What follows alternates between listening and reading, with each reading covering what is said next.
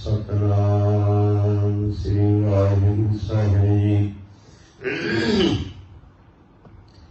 एक ओंकार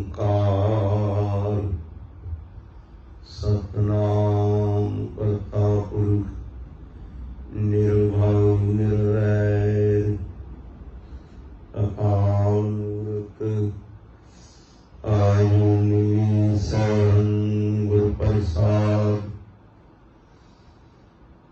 ज्ञान अंजन गुरु दिया अज्ञान अंधेर विनाश हर कृपा ते संत पीटे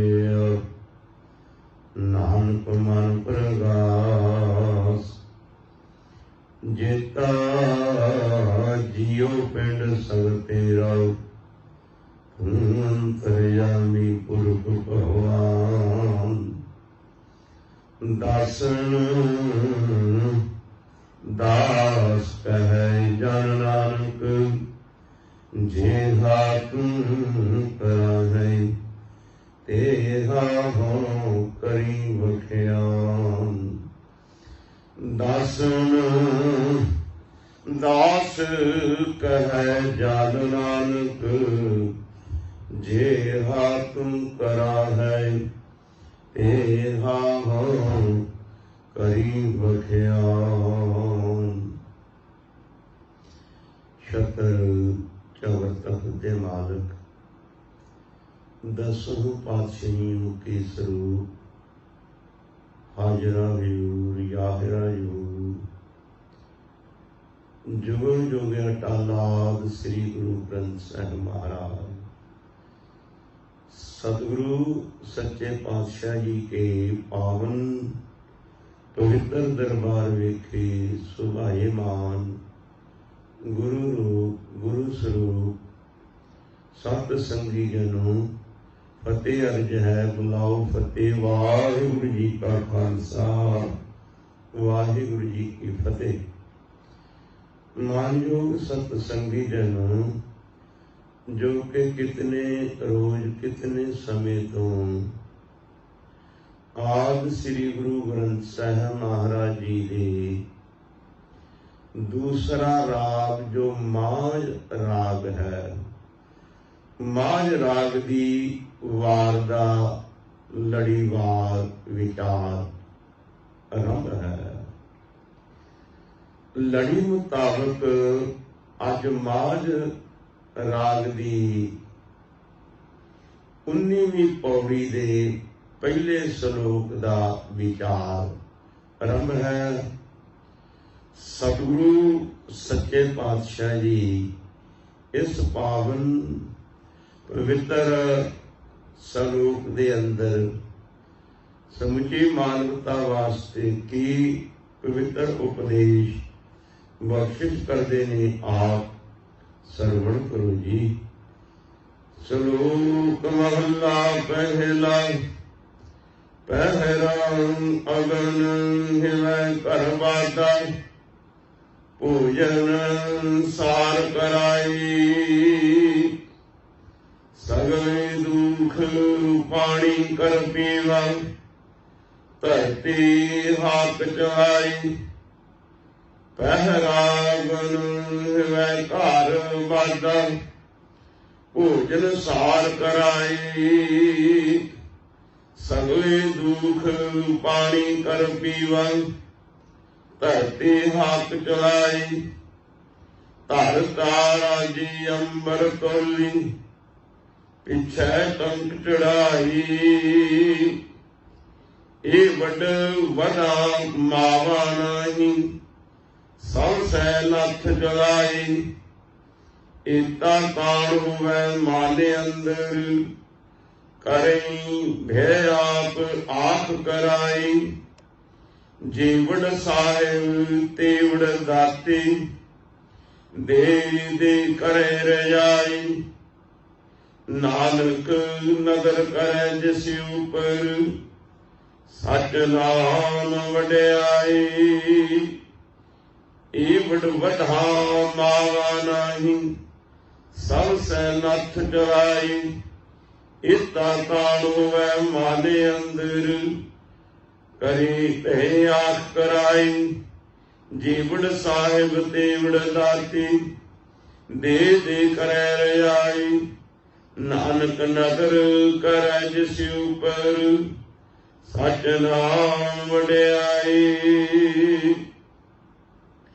गुरु रूप गुरु स्वरूप सत संगी जनों, भाई जगत गुरु बाबा धन गुरु नानक देव साहिब महाराज इस पावन पवित्र सलोक दे अंदर फरमान करते हैं। सलोक महला पहला, पहले पातशाह जगत गुरु बाबा जी। पहरा अगन हिवै घर बाधा, भोजन सार कराई, सगले दुख पानी कर पीवा, धरती हाक चलाई।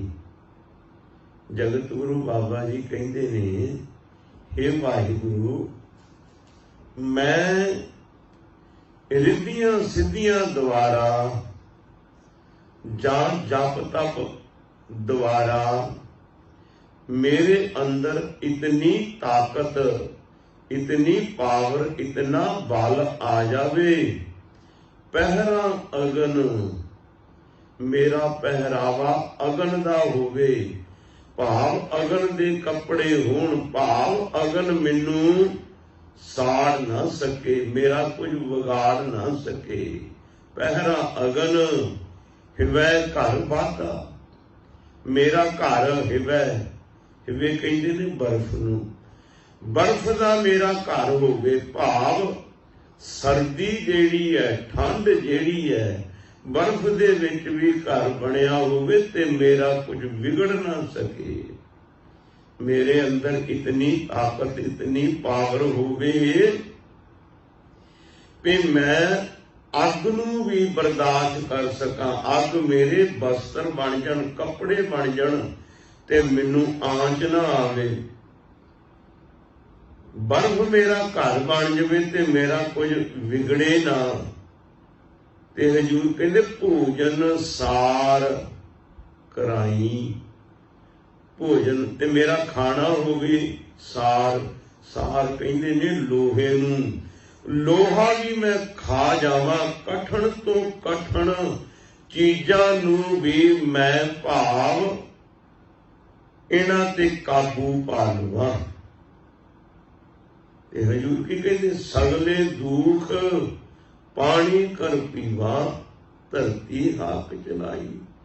जेड़े संसारक शरीरक दुख ने, इन्हां नूं मैं पानी दी तरह पी जावां। जिवें कोई जल नूं ढीक ला के पानी नूं पी जांदा ना, दुनिया दे दुखां नूं मैं इस तरह पी जावां, इस तरह पचा जावां, हजम कर जावां। धरती हक चलाई, मेरे कोल इन्ना बल होवे कि धरती भी मेरे कहने विच, मेरे हुक्म विच चले। मेरे को इन्नी ताकत होवे, अग भाव मेरे कपड़े होण, बर्फ मेरा घर होवे, भाव मैं लोहे नूं भोजन कर लवां।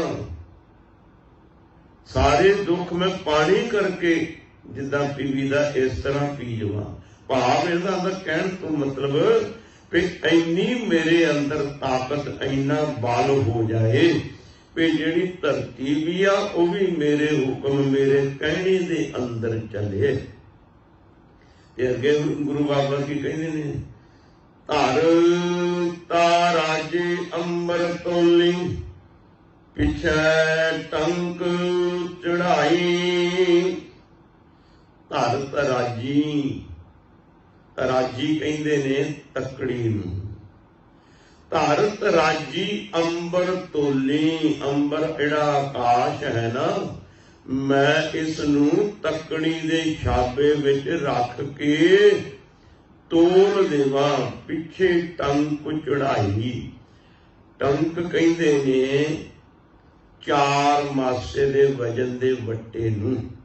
टंक हुंदा 4 मासे दा, ਭਾਵ ਮੈਂ ਇੱਕ ਪਾਸੇ ਅੰਬਰ ਨੂੰ ਆਕਾਸ਼ ਨੂੰ ਤਕੜੀ ਵਿੱਚ ਰੱਖ ਕੇ ਦੂਜੇ ਪਾਸੇ ਮੈਂ ਵੱਟਾ ਰੱਖ ਕੇ ਆਕਾਸ਼ ਨੂੰ ਵੀ ਤੋੜ ਦੇਵਾਂ।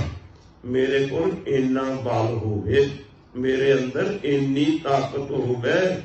ਏਵਡ ਵਧਾ ਮਾਵਾ ਨਹੀਂ ਸਭ ਸੇ ਨੱਥ ਚਲਾਈ।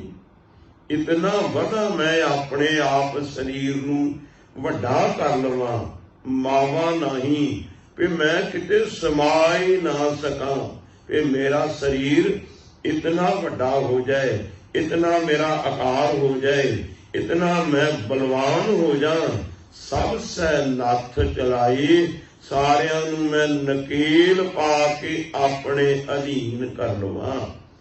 अग भी मेरे अधीन हो जाए, बर्फ सर्दी भी मेरे अधीन हो जाए, कठिन तो कठिन सार लोहे वर्गे भी कर्म मेरे अधीन हो जाण।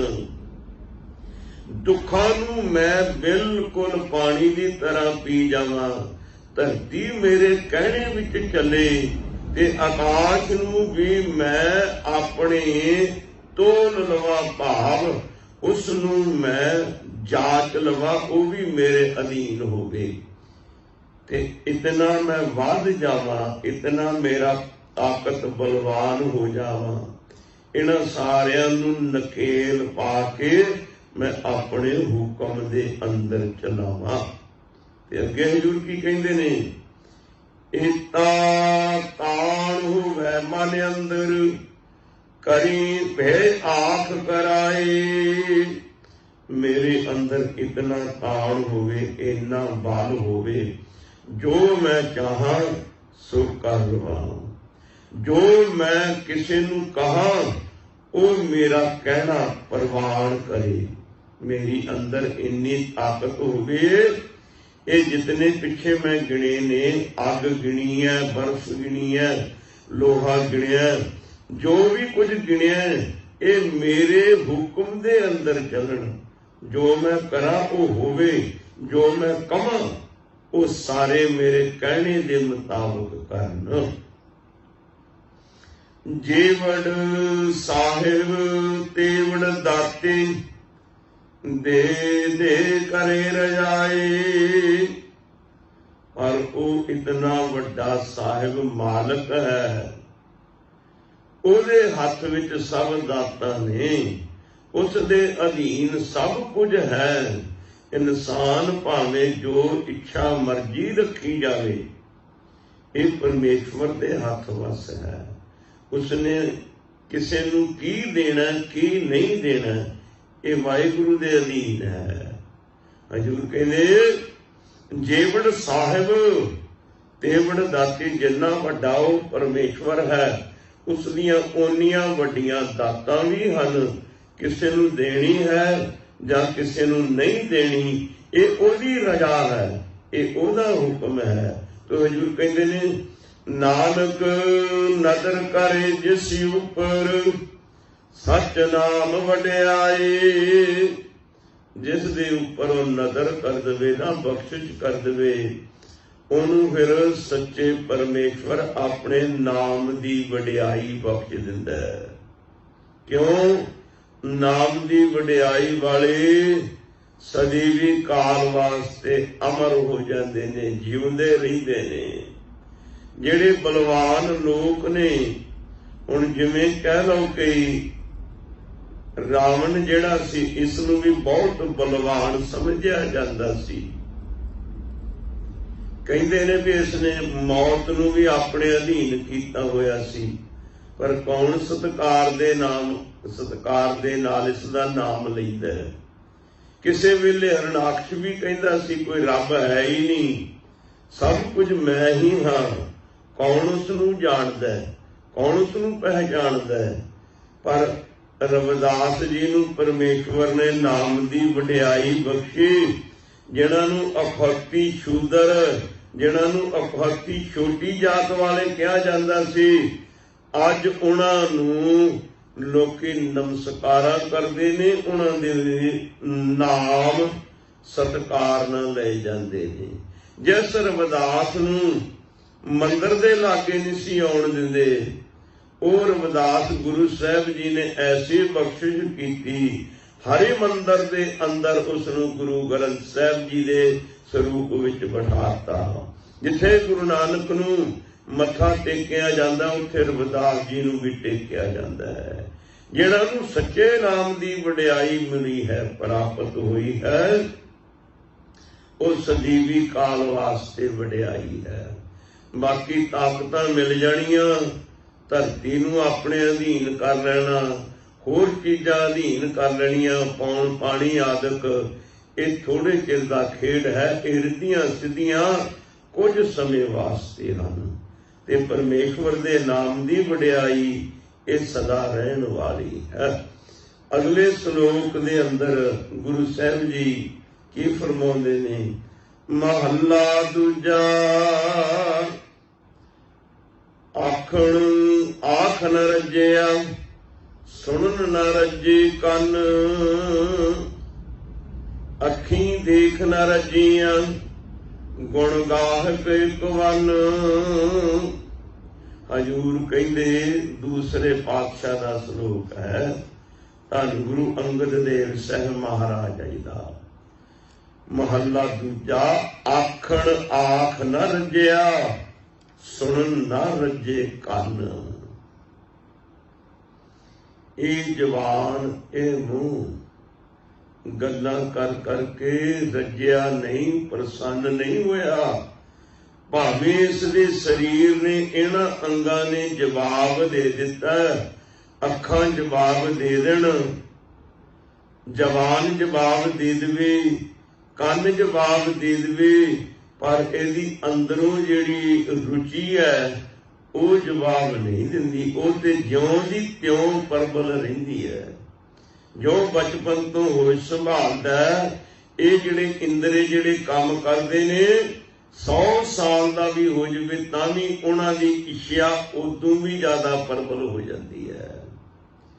ਹਜ਼ੂਰ ਕਹਿੰਦੇ ਆਖਣ ਆਖ ਨ ਰੱਜਿਆ।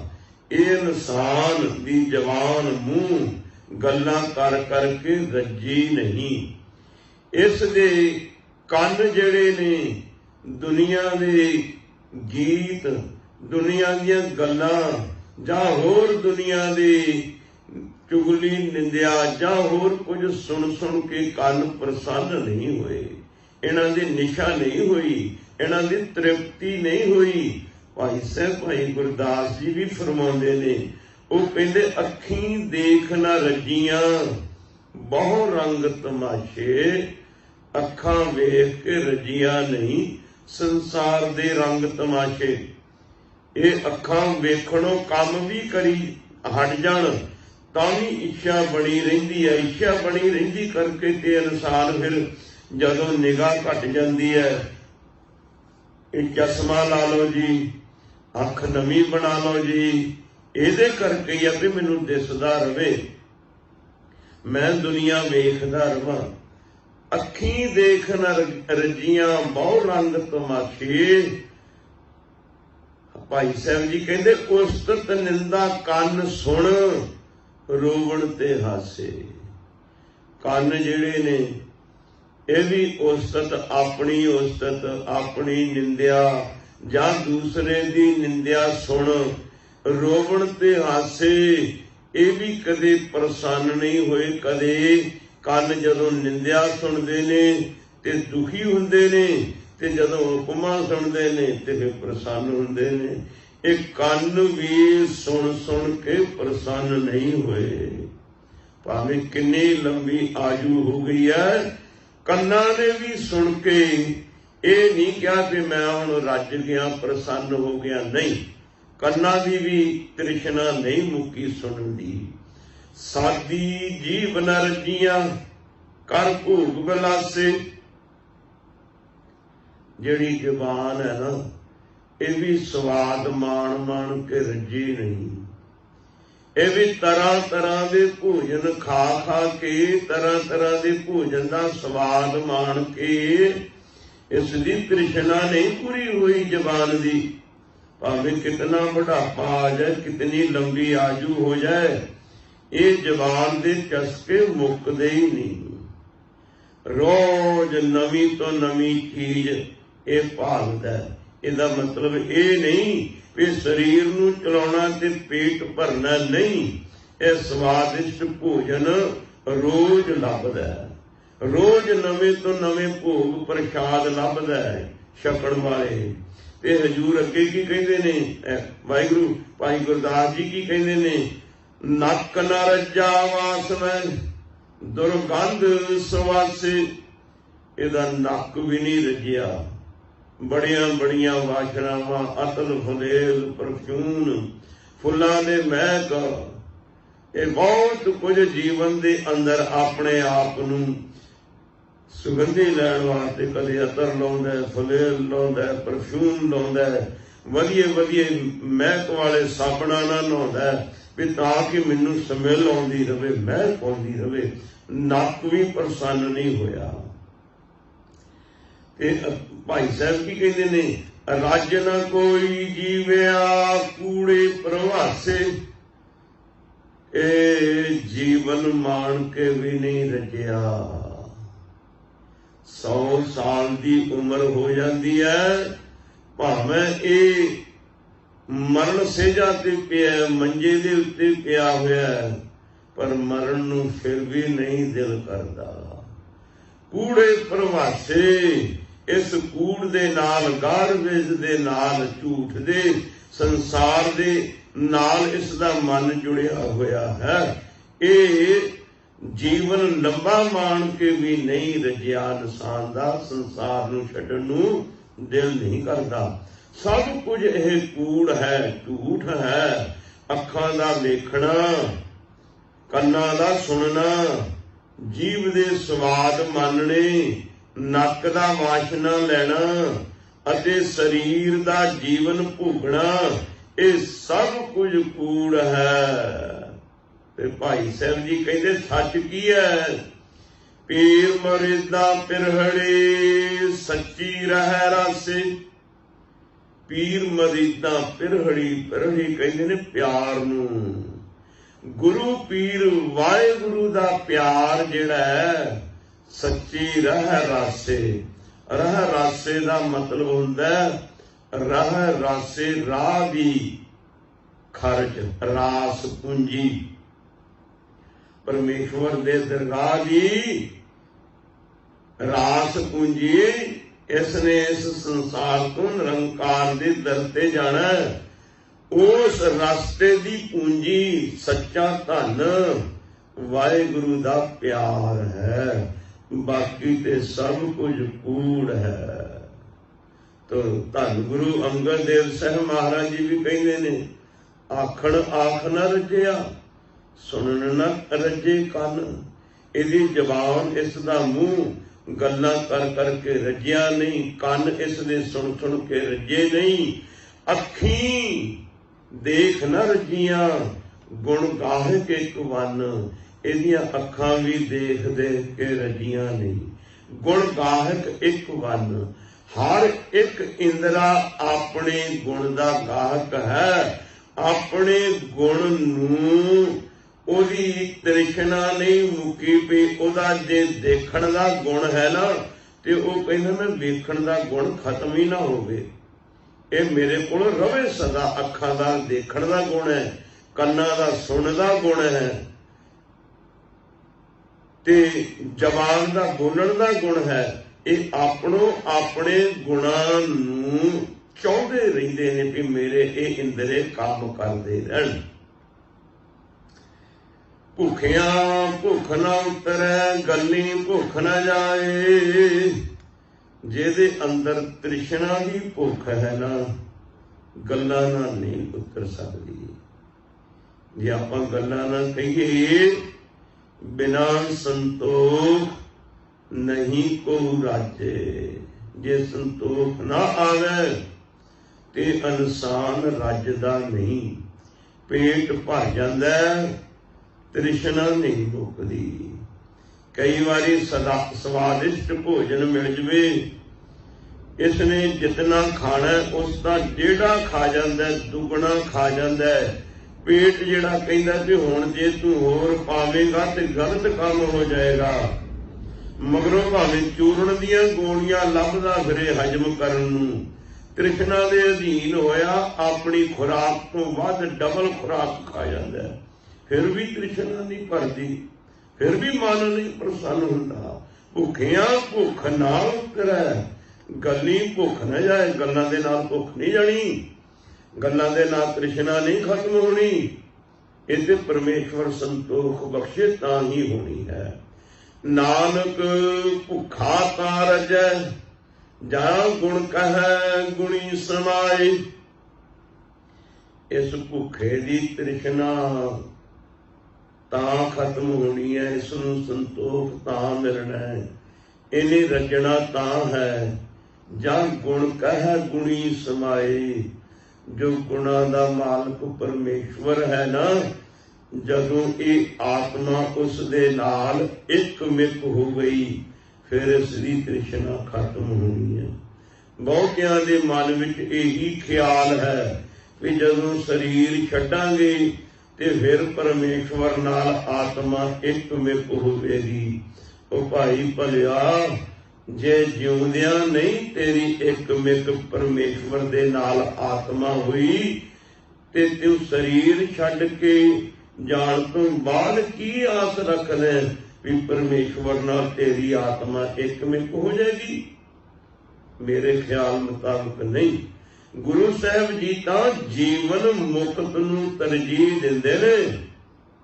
गुरु साहब जी कहंदे ने, गुरु साहब जी कहंदे मरण मुक्त किहनूं पाई, मर के मुक्ति किहनूं मिली है? मर के परमेश्वर दे विच किहड़ा लवलीन होया?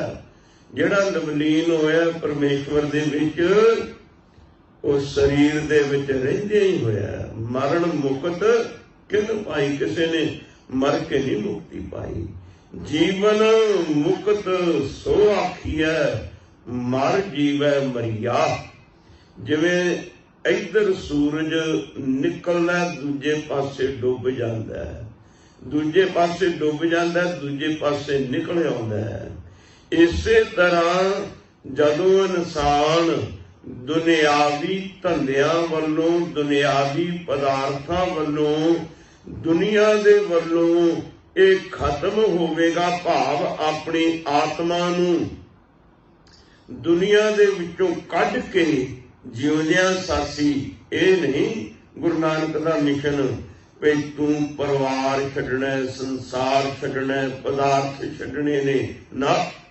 परिवार विच रहना, संसार विच रहना, पदार्थां विच रहना, इन्हां विच रहिंदियां होया इन्हां तों असंग रहना।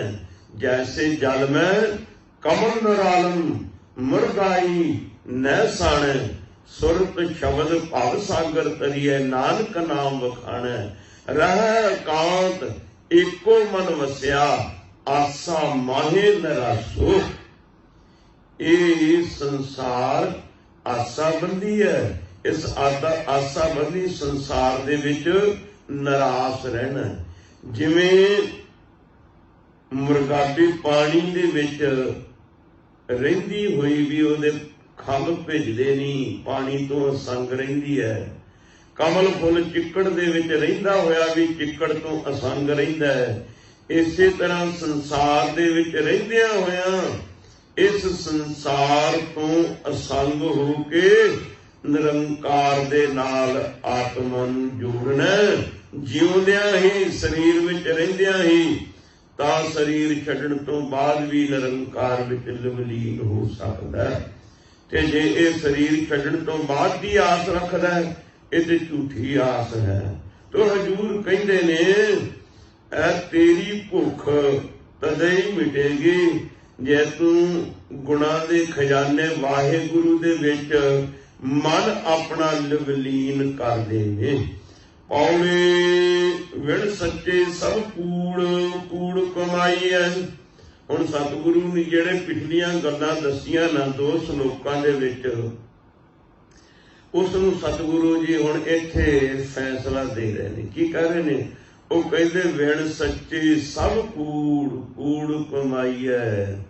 बंदिया, परमेश्वर तुम बगैर सब कुछ कूड़ है, झूठ है।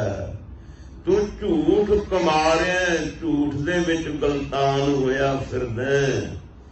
ਇਹ ਬ੍ਰਹਿਮੰਡ ਝੂਠ ਹੈ, ਇਹ ਸਰੀਰ ਝੂਠ ਹੈ, ਇਹ ਪਦਾਰਥ ਝੂਠ ਹੈ। ਝੂਠ ਕੀ ਹੁੰਦਾ ਹੈ? ਝੂਠ ਉਹ ਹੁੰਦਾ ਹੈ ਜਿਹੜਾ ਅੱਜ ਹੈ ਹੋਰ ਘੜੀ ਨੂੰ ਨਾ ਹੋਵੇ। ਹੋ ਸਕਦਾ ਸੰਸਾਰ ਕਈ ਵਾਰੀ ਵੇਖਦੇ ਆ ਸਕਿੰਟਾਂ ਦੇ ਵਿੱਚ ਵੱਡਿਆਂ ਦੇ ਵੱਡੇ ਸ਼ਹਿਰ ਹੋਂਦ ਖਤਮ ਹੋ ਜਾਂਦੀ ਹੈ। ਇਹ ਸਰੀਰ ਹੈ, ਹੁਣ ਹੈ, ਹੋ ਸਕਦਾ 2-4 ਮਿੰਟ ਨੂੰ ਇਹ ਮਿੱਟੀ ਦੀ ਢੇਰੀ ਬਣ ਜਾਏ, ਫਿਰ ਇਹ ਝੂਠ ਹੈ ਨਾ। ਜੋ ਕੁਝ ਵੇਖ ਰਿਹਾ ਅੱਖਾਂ ਦੇ ਨਾਲ ਉਹਦੀ ਕੋਈ ਬੁਨਿਆਦ ਨਹੀਂ। ਜਿਹੜੀ ਚੀਜ਼ ਦੀ ਬੁਨਿਆਦ ਨਹੀਂ, ਜਿਹੜੀ ਚੀਜ਼ ਦਾ ਕੋਈ ਕਹਿ ਨਹੀਂ ਸਕਦਾ, ਹਾਲੇ ਇਨਸਾਨ ਨੇ ਜੋ ਚੀਜ਼ਾਂ ਬਣਾਈਆਂ ਉਹਨਾਂ ਦੀ ਗਰੰਟੀ ਹੈ। ਇਨਸਾਨ ਕਹਿ ਦਿੰਦਾ ਵੀ ਆਹ ਮੈਂ ਚੀਜ਼ ਬਣਾਈ ਆ, ਇਹਦੀ ਇੰਨੇ ਸਾਲ ਦੀ ਮੈਂ ਗਰੰਟੀ ਦਿੰਦਾ ਵੀ ਇੰਨੇ ਸਾਲ ਇਹਨੂੰ ਜਿੱਦਾਂ ਮਰਜ਼ੀ ਚਲਾਓ ਇਹ ਖਰਾਬ ਨਹੀਂ ਹੋਵੇਗੀ। ਪਰ ਇਨਸਾਨ ਦੀ ਤਾਂ ਕੋਈ ਗਰੰਟੀ ਨਹੀਂ। ਕੀ ਇਹਦੀ ਗਰੰਟੀ ਹੈ? 10 ਮਿੰਟ ਪਹਿਲਾਂ ਇਹ ਭਲਾ ਚੰਗਾ ਬੈਠਾ ਹੈ, 10 ਮਿੰਟਾਂ ਬਾਅਦ 5 ਮਿੰਟ ਪਹਿਲਾਂ ਇਹ ਗੱਲਾਂ ਕਰਦਾ ਹੈ, 2 ਮਿੰਟ ਪਹਿਲਾਂ ਗੱਲਾਂ ਕਰਦਾ ਹੈ। ਮੇਰੇ ਸਾਹਮਣੇ ਮੈਂ ਵੇਖਿਆ ਰਾਗੀ ਸਿੰਘ ਵਿਚਾਰਾ ਕੀਰਤਨ ਕਰਦਾ ਹੈ, ਕਿ ਉਹਨੂੰ ਪਤਾ ਸੀ ਵੀ ਮੈਂ ਚੜ੍ਹਾਈ ਕਰ ਜਾਣਾ। ਕੀਰਤਨ ਕਰ ਰਿਹਾ, ਕੀਰਤਨ ਦਾ ਸ਼ਬਦ ਪੜ੍ਹਦਿਆਂ ਉੱਥੇ ਹੀ ਸਵਾਸ ਤਿਆਗ ਦਿੱਤੇ। ਹੁਣ ਕੀ ਉਹਨੂੰ ਪਹਿਲਾਂ ਪਤਾ ਸੀ? ਨਹੀਂ।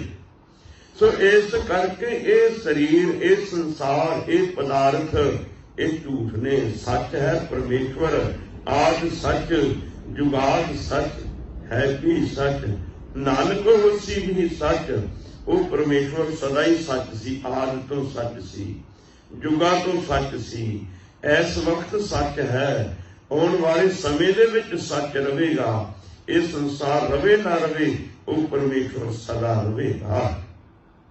ਇਸ ਕਰਕੇ ਉਸ ਤੋਂ ਬਗੈਰ ਸਭ ਕੁਝ ਕੂੜ ਹੈ, ਝੂਠ ਹੈ, ਬਿਨ ਸੱਚੇ ਸਭ ਕੂੜ, ਕੂੜ ਕਮਾਈ ਹੈ। ਇਹ ਕੂੜ ਦੀ ਇਹ ਇਨਸਾਨ ਕਮਾਈ ਕਰ ਰਿਹਾ ਸਾਰੇ ਜੀਵਨ ਦੇ ਅੰਦਰ।